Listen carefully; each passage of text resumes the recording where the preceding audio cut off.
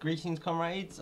Today I had the interesting experience of attending the Korean Friendship Association's International Public Meeting to celebrate the 100th anniversary of Kim Il-sung's birth or something like that, in a community centre in, well, it was near Euston Station in London today.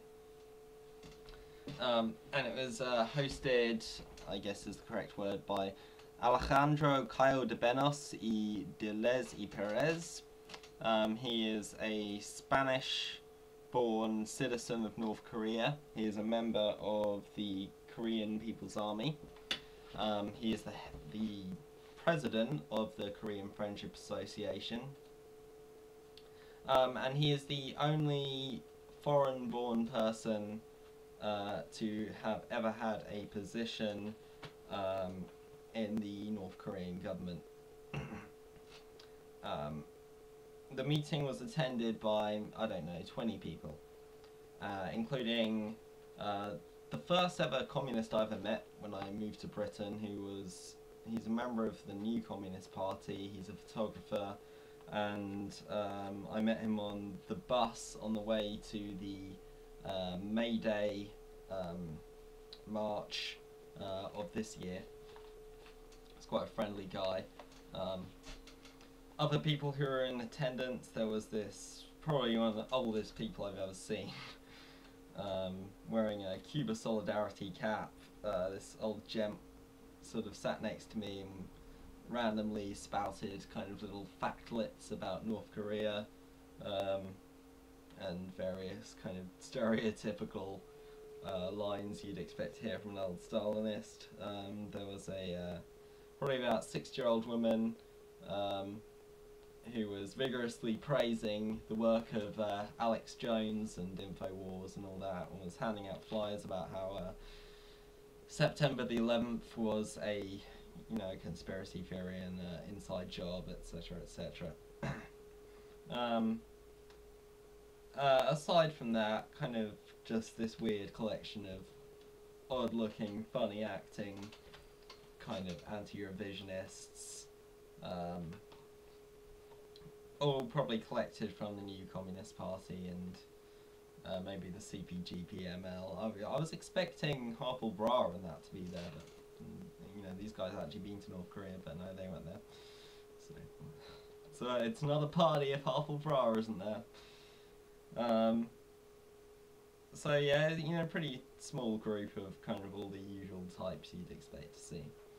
And it was hosted by three quite initially very austere looking men in Mao suits.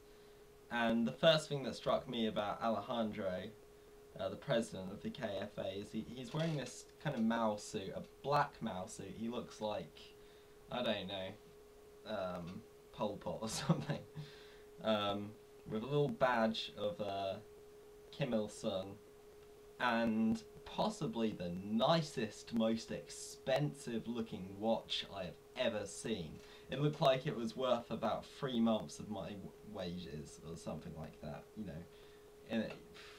maybe a £2 watch or something. It glistened at me, it was practically blinding me. It was nice, massive watch.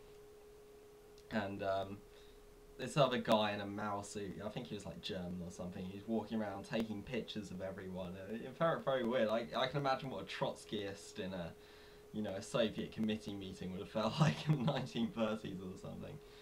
Disclaimer, I'm not actually a Trotskyist, but I'm not a Stalinist either. So he gets into it. He starts off by kind of talking about the history of North Korea. Basically, Kim Il-sung been a revolutionary all his life. Korea was under the cruel occupation of the Japanese for about 40 years, which, yeah, true.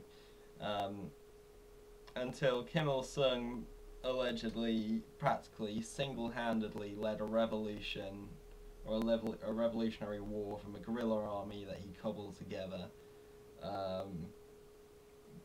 swept the Japanese out of North Korea single-handedly. Apparently, for the most part, without the help of the Soviet Union, which goes without saying isn't true, as they basically did it all themselves for the most part. He minimises the role of the Soviet Union in that war to some Soviet soldiers who gave some aid and then left, basically. He rightfully supposes that the Americans installed the puppet government of Syngman Rhee, which, yeah, that's pretty much true. I mean, it's established fact. And that he says basically the Americans, he doesn't describe any South Korean army, he describes it as the American army, and he says they went 2 kilometers into North Korea, were fucking around, and Kim Il-sung basically said, right, you know, everyone down there, everyone take it out, take these guys out. But apart from that, apart from not mentioning any South Korean soldiers whatsoever, he essentially sticks to the story as history tells it. And then it's what's quite ironic is he goes on, he's praising this guerrilla army that Kim Il-sung effectively cobbled together. And he later goes on and he's talking about the flag of the Korean Workers' Party, which is a hammer, a sickle and a paintbrush. And the paintbrush, he says, represents the intelligentsia. And he goes on, he makes a comparison, he says, unlike Cambodia, he says, under Pol Pot, who basically killed anyone who looked like they might be part of the intelligentsia, even if they've got glasses, these are his words, which I concur with, I believe that's true. The intelligentsia were at the forefront of this revolutionary army. He says that the Buddhist priests, the Christian ministers, the landlords and the petty bourgeois and the bourgeois all were converted to socialism by Kim Il-sung, and they were at the forefront of this revolutionary war against the Japanese. So basically, I guess it's strange. It kind of goes on about this class collaboration, which is quite funny. But later, I only contributed 2 questions basically to the Q&A session that was afterwards, and I asked him, where does the Workers' Party of Korea stand? Do they still adhere to the Marxist-Leninist conception of world revolution? And what role do they see themselves playing in it? That was my first question. He basically gave me the standard Stalinist socialist in one country dogma. You know, we've got to build up our country so it's really strong before we even think of helping any of the other struggling workers in the world. We've got to think about ourselves first and no one else. And essentially he pays a lot of lip service, but what he essentially says is, you know, North Korea has no real interest in world revolution. He strenuously denies any support from the Workers' Party of Korea for armed struggle movements.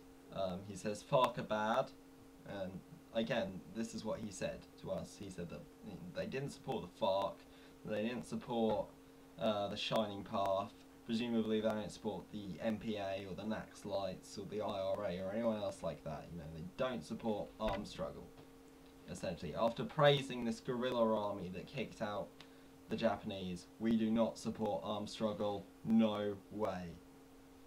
And then he goes on to say, we're basically happy to work with any group that is willing to give us the time of the day, and that's usually the kind of the anti-revisionist wing of Marxists. You know, that's the ones they tend to give support for, but they're happy to work with any government, they're happy to work with any group that is willing to give them the time of day. So basically, the Workers' Party of Korea's dedication to world revolution is 0. They don't want anything to do with it, and he quoted this slogan that they apparently have over there, which is, even though the dog is barking, the train goes on. And what apparently that means is that whatever else is going on in the world, as long as North Korea is okay, that's what counts, which is ultra-nationalism, basically. He says,